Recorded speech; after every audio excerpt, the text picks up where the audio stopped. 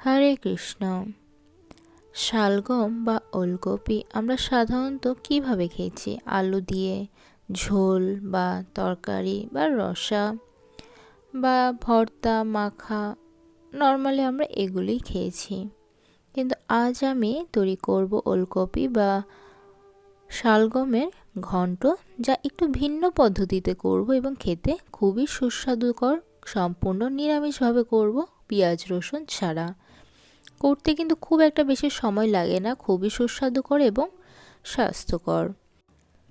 রেসিপিটি করার জন্য এখানে দুটি মিডিয়াম সাইজের শালগম বা ওলকপি নিয়ে নিয়েছি, আর নিয়ে নিয়েছি কাঁচা মুগ ডাল। কাঁচা এই কারণেই বলছি, মুগ ডালটাকে আমি ভাজিনি, জাস্ট দোকান থেকে কিনে বাটিতে নিয়েছি।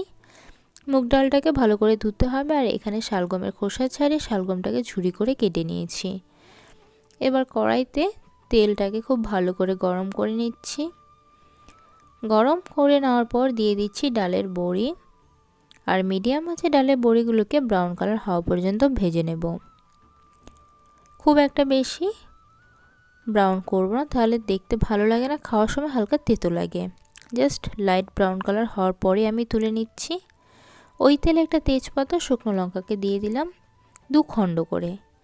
তেজপাতা শুকনো লঙ্কাটাকে খুব ভালো করে ভেজে তারপর আমি দিচ্ছি কালো জিরে। জিরেটাকেও হালকা একটু ভালো করে ভেজে নিতে হবে। এবার তাতে আমি দিয়ে দিচ্ছি কাঁচা লঙ্কা মাঝখান দিয়ে কেটে। ধুয়ে রাখা মুগ ডাল এবং শালগমটাকে একসাথে আমি এখানে ঢেলে দিচ্ছি।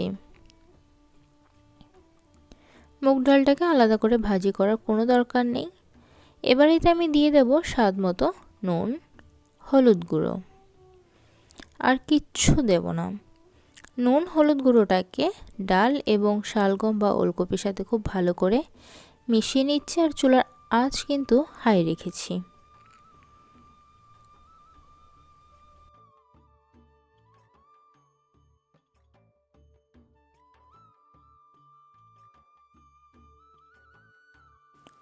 সমস্ত উপকরণগুলোকে ভালো করে মিশিয়ে নেওয়ার পর এবার আমরা এগুলোকে সেদ্ধ করে নেব ঢেকে মিডিয়াম আঁচে। যেহেতু ডাল এবং শালগম দুটোই শক্ত, আগে সেদ্ধ করিনি, তাই বেশ টাইম ধরে এটাকে আমি ঢেকে সেদ্ধ করব। এখানে আমি 10 মিনিটের মতো এগুলোকে সেদ্ধ করে নিয়েছি। তো 10 মিনিটে বেশ অনেকটাই কিন্তু সেদ্ধ হয়ে গেছে। পুরোপুরি সেদ্ধ না হলেও বেশ 60-70% মতো সেদ্ধ হয়ে যাওয়ার পর এবারেতে আমি দিয়ে দিচ্ছি টমেটো। টমেটোটাকে বেশ একটু কিউব সাইজ করে কেটে নিয়েছি।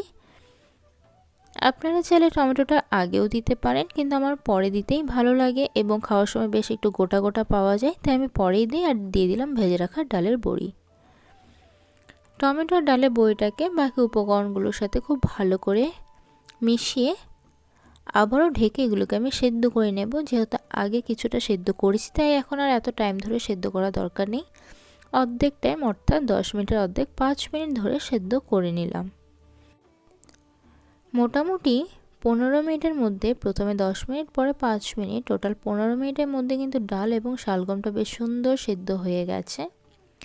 দেখুন, শালগমটা সুন্দর সেদ্ধ হয়েছে, আর মুগ ডালটাও সেদ্ধ হয়ে গেছে। কারণ যেহেতু কাঁচা মুগ ডাল তাড়াতাড়ি সেদ্ধ হয়, মুগ ডালটাকে হালকা কড়াইতে ভেজে দিলে কিন্তু এত তাড়াতাড়ি সেদ্ধ হতো না।